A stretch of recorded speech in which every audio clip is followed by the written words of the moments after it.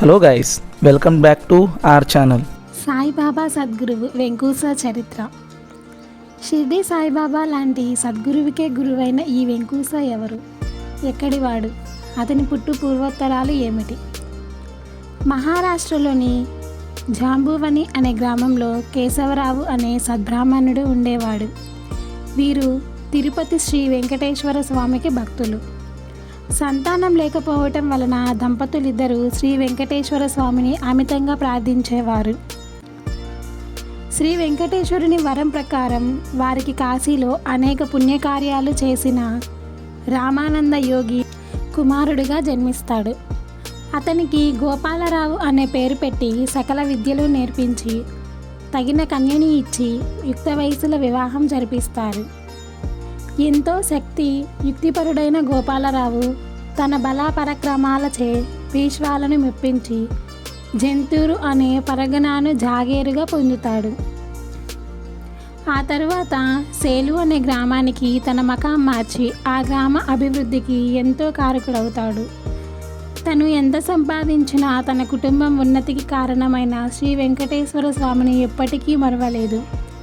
ఎంతో ఉన్నతంగా ఆధ్యాత్మిక జీవితం గడుపుతూ ఉండగా ఒకసారి అనుకోని పరిస్థితుల్లో ఒక స్త్రీ నగ్నంగా స్నానం చేస్తుండగా చూసి మనసు చెలించగా తన మనోవికారానికి కారణమైన తన రెండు కళ్ళను సూదులతో గుచ్చుకొని కంటి చూపు పోగొట్టుకుంటాడు.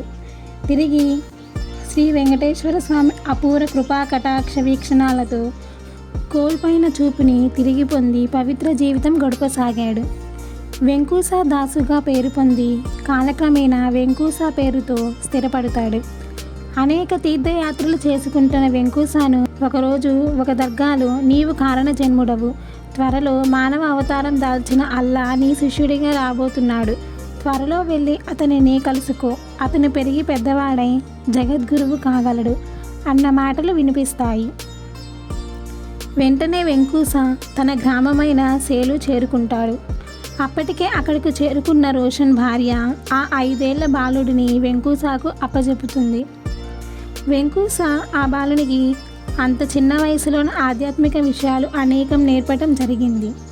దైవాంశ సంభూతుడైన ఆ బాలునిపై తనకు తెలియకుండానే అపరిమితమైన ప్రేమాభిమానాలను పెంచుకున్నాడు వెంకూస.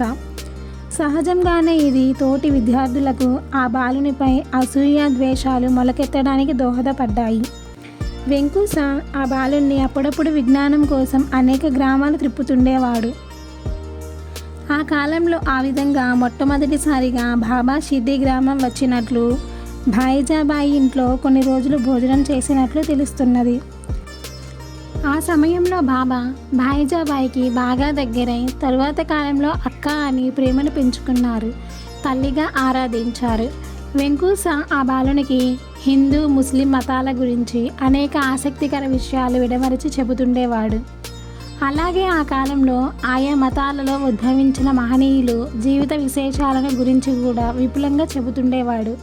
అంతేకాదు తనకు తెలిసిన అనేక మానవాతీత శక్తుల గురించి, దివ్య శక్తుల గురించి అనేక రహస్యాలు బోధించేవాడు.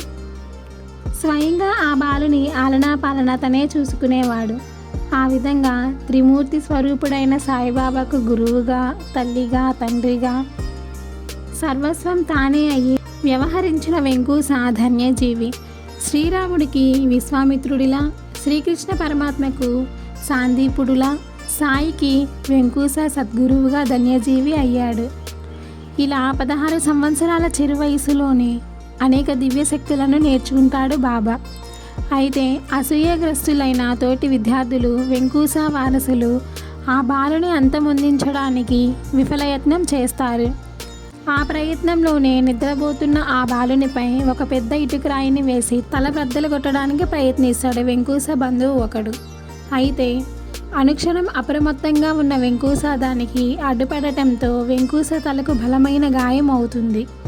దిగ్గున మేల్కొన్న ఆ బాలుడు తన అంగీతో వెంకూస నుదుటిపై కారుతున్న రక్తాన్ని తుడిచి కట్టు కడతాడు.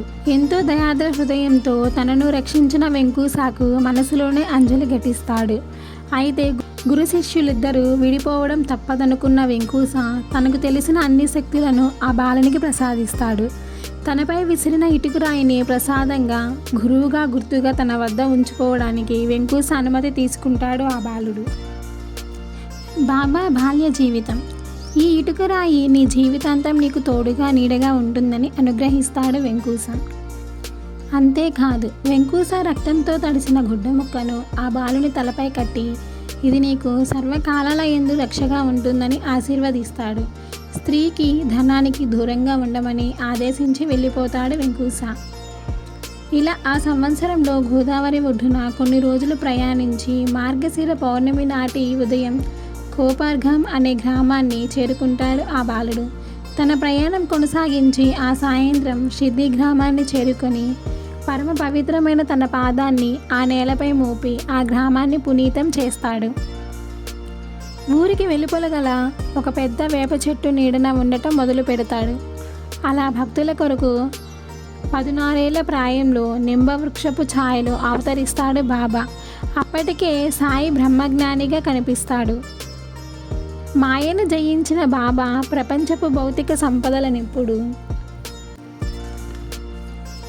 కాక్షించేవారు కాదు. నానా చోప్దార్ తల్లి ముసలిది. ఆ సమయంలో ఆమె నిట్లు వర్ణించాను.